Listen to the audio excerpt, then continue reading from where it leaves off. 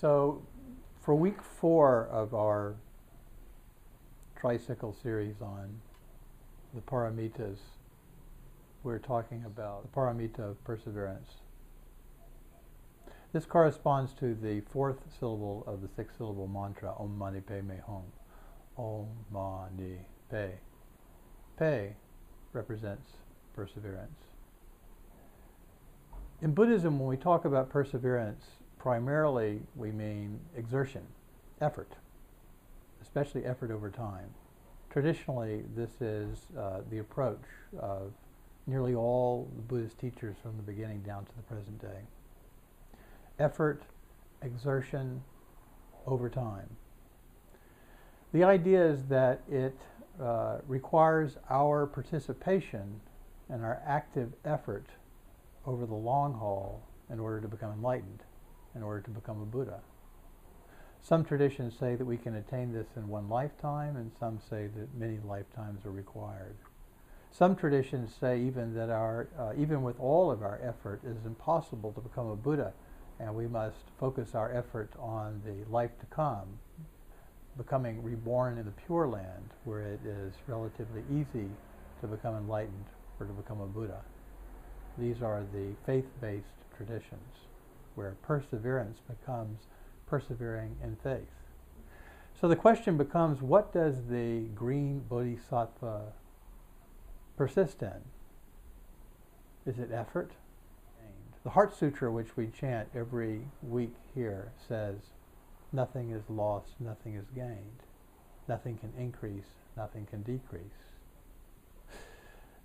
When we look at the world as a totality, as a functioning ecological system, then we find that, strictly speaking, there is no progress.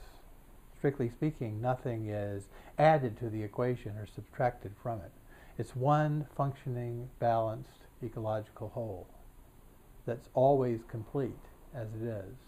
It changes, it transforms, you could even say that it develops, but it is never more perfect the next moment than it was the moment before. The green bodhisattva embraces this ecological reality and finds him or herself rooted in it and finds peace in that. And cultivating that peace returns it to the world and to other beings. And so what is it that the green bodhisattva persists in? Is it effort over time? How long? Toward what end? What are we making? If we're making ourselves a Buddha, that's like saying we are making ourselves more this, more the earth. The green bodhisattva doesn't really see a thing called Buddha nature. The schools of Mahayana Buddhism are largely founded on this idea of Buddha nature. Some will say that it's intrinsic, something that all beings simply have. Others will say, well, really it's what all beings are. The green bodhisattva does not see Buddha nature, but rather sees that Buddha is nature. What else could Buddhahood be than this? If we come up with an idea of Buddhahood, then invariably it lies somewhere in the future, unless it's nature. If it's nature, it's here, and it's fulfilled already. If it isn't here and isn't fulfilled already, then it is to come, which means that it is an idea and exists only as an idea. So if we're to find Buddhahood at all as a real thing in the world, then it has to be found in nature, and it has to be found here. But in that case, how do we persist in it? The paramitas are very, very wise. The 6 paramitas offer a complete course in spiritual study. We can't go wrong if we embrace these 6. Generosity, morality, patience, perseverance, concentration, sometimes called meditation, and wisdom. If we wake every morning focusing on these, and go to bed every night reflecting on how well we've done with these 6 things during our day, then from day to day we will live a progressively better and more rooted and holier and saner and happier and kinder and more compassionate life. The Buddha said in the Dhammapada, he said, the way doesn't lie in the sky, the way lies in the heart. The way doesn't lie in the sky, the way lies in the heart. And I think Shakyamuni was talking about one's inner experience, one's sincerity, one's compassion for other beings.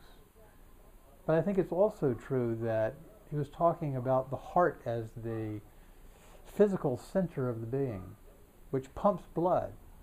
The planet pumps water. Last night it was trying to pump. That couldn't quite make it. It threatened to storm all night long. Tonight I think we will get some rain. But if you walk out here to the stream behind this building, you'll see the earth pumping water like blood at great velocity. You can feel it. Step down inside of it on a hot day like today. You can stand down in the mill stream and feel the power of that water rushing against your legs. That same power flows through your actual heart.